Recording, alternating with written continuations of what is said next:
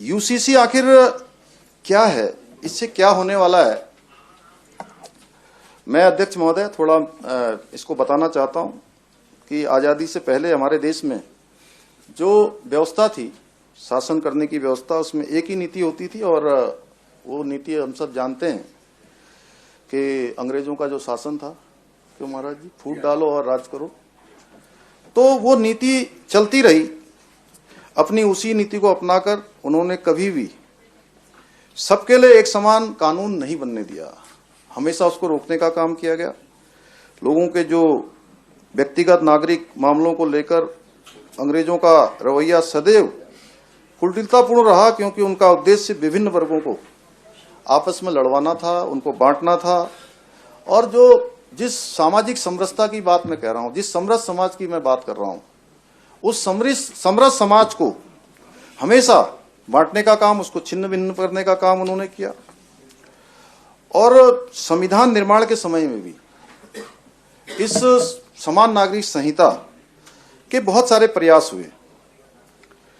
सदियों से जो एक असमानता का जो दंश था, हमारा देश जब आजाद हुआ, सबको समान न्याय देने के लिए उसमें विमर्श हमारे संविधान के जो संविधान निर्माता थे, शिल्पी थे, जिन्होंने संविधान बनाया, उस पर उन्होंने काफी उन्होंने आपस में मंथन किया, आपस में बात भी की, उनके एजेंडे में भी था। इसलिए आजादी के बाद संविधान निर्माताओं ने इसी उद्देश्य की पूर्ति के लिए समान नागरिक संहिता को संविधान के नीति निर्देशक सिद्धांतों के अनुच्छेद 44 में यह कहते हुए स्थान दिया कि उपयुक्त समय आने पर समान जो नागरिक संहिता है वो राज्य भी बना सकते हैं। और कई बार बात आई थी, यहाँ से भी उधर से भी कहीं से लोगों के मन में संदेह होगा, इस पर ड्राफ्ट कमेटी ने बहुत विद्वानों से राय ली है, बात की है। उसी के अनुरूप हम संवैधानिक जो व्यवस्था है, उसी व्यवस्था के अनुरूप ये ड्राफ्ट भी लाए हैं, ये विधेयक भी लेकर आए हैं।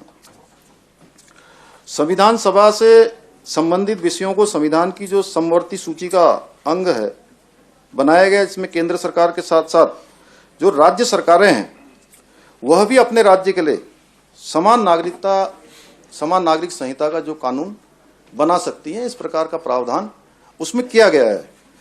और हम लोग बाबा साहब अंबेडकर को अपना पूज्य मानते हैं, उन्होंने संविधान बनाया, उनके अनुसार देश चलता है। अपने भाषणों में भी हम कभी थकते नहीं हैं कि हम उनकी तस्वीर भी अपने ऑफिसों में लगाते हैं। और वैसे मैं कहना नहीं चाह रहा था, लेकिन तुष्टीकरण के लिए समान नागरिकता की बात, बाबा साहब के विचारों को, उसके लिए हम भूलते चले गए। जो बहुत पहले होना चाहिए था वो नहीं हुआ। आज के इस अवसर पर मैं ये कहना चाहता हूं कि जो भूतकाल में जो गलतियां हुई हैं उस पर बहुत बात करनी भी नहीं है, क्योंकि जो भूतकाल में गलतियां हो गई हैं उसको सुधारने का काम जो भविष्य में आएंगे उन लोग करेंगे।